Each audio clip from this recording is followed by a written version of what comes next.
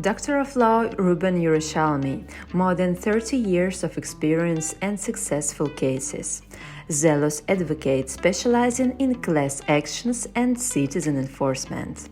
His company experience allows to fight each case, taking every step necessary for his clients to secure the justice they deserve. Today we had an opportunity to talk to Mr. Yeroushalmi about toughest cases in his career and environmental issues of California.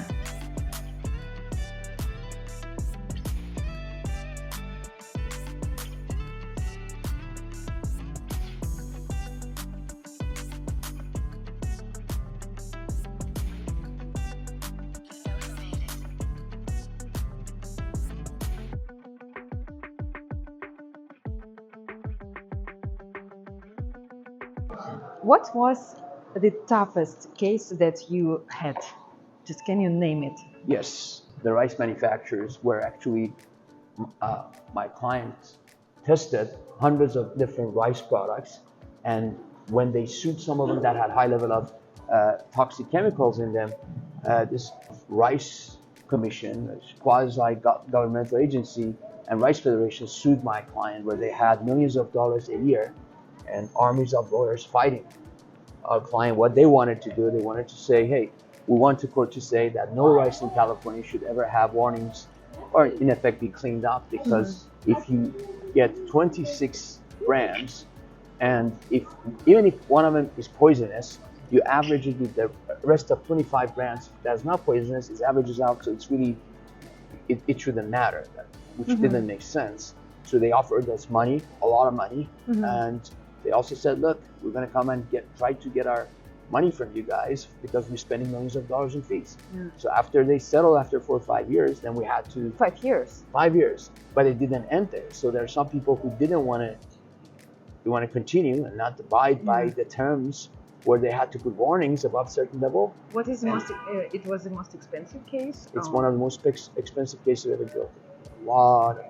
It's a huge amount. It's a huge amount, and most other people would have just taken the money and run with it, rather than have to endure years of litigation, which we're still doing right now. Can you name me 3 of the most popular topics of your cases? Like people go to you to solve it. 3 of the most popular topics. Cases where... What is class action? Class action is when you have a lot of people of the same typical claim, and it doesn't make sense for them to sue for $10,000, $5,000, $1,000, $1 or $2, right? Let's say, for instance, you have a cell phone and they're supposed not to charge you for certain programs or certain features, and they do, right? Is it really worth it for you to sue them for $5, $10, $20? So they come to lawyers like me, who would be willing to spend many years, a lot of resources to get them to abide by what they promised or what is legally or so it's what is fair. Class action, then I do class action, I do environmental litigation, I also do some environmental, personal injury. Environmental, like what type?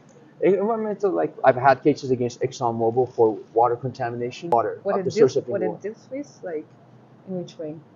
In a way that we sued a number of oil companies that had high level of certain chemicals such like lead and toluene underneath the gas stations, where the water that's a future source of California drinking water was contaminated. Those cases went on for 12, 13 years too. Do you think California has good quality of water, by the way? I'm not sure if I'm qualified to say that, but I think California is probably better than some other ones, some other states. So I'm not, I think it could be better, but I'm sure there are other states that are not as better than others. Yeah. And may flooding damage it in any way? Well, that's an interesting question, because what happens is that if the flooding, it depends. If there, because there's water aquifers underneath the earth, right? And if they're contaminated, you could have them to be contaminated. Like polluted, for example. Yeah, if they're really down polluted, through passive migration, it could get contaminated. But I think what is worse is also the situation that we worry about is the drought. And I'm happy that we had the rain to take care of the drought. We may still need a bit more rain and snow, but I think that. But I think it's like newspapers say and the news that it's not enough. All this heavy rain in the storm, it's not enough to make the city out of drying. Yeah, it's not just the city, because the city also gets it from other parts of I California, mean the country, the state. Yeah. So I think we're getting closer to get out of drought, but I think maybe what they mean is that maybe 6 months from now this could be depleted. So yes, I hope that we have more rain. Going back to environmental issues. So how do you think, by the way, does your cases correlate with environment somehow? Well, like I said, you never can tell 100% what causes so many instances of cancer, whether young people or old people, right? Some of it is because of the genes, and some of it because of the environment. What we know is that certain chemicals like lead, cadmium, arsenic, various chemicals. You mean they cause cancer? Cause like cancer, body cancer, or like, toxicity, miscarriages, all kinds of things. So, and what happened is that in the old days, maybe 30, 40 years ago, you would have human beings be tested with lead.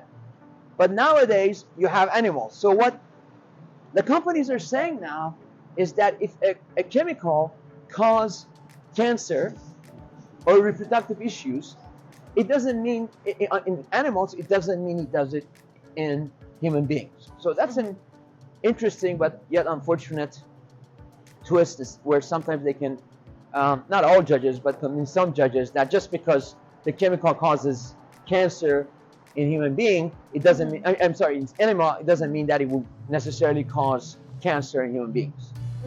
So, at the end of the day, what we do is we go after companies that have high level of carcinogenic and reproductive toxins, and in the hope that they would agree to reformulate to prevent the harm. Now, again, we don't know what exactly causes cancer, miscarriages, autism, all various things, but we know that these agents, these toxic chemicals, affect the body to that effect. So, and can be cancer caused by pollution, for example? Absolutely. It just, I think there's enough science that certain chemicals, against like lead, they're dangerous. In fact, pretty much the scientific consensus that no amount of lead is safe. Right. And like local, do you feel like some areas here are like more polluted than another? Now, are you talking in terms of weather, air, or products? I would say just water? Like what you see on the streets, just like not products, just streets and pollution in general.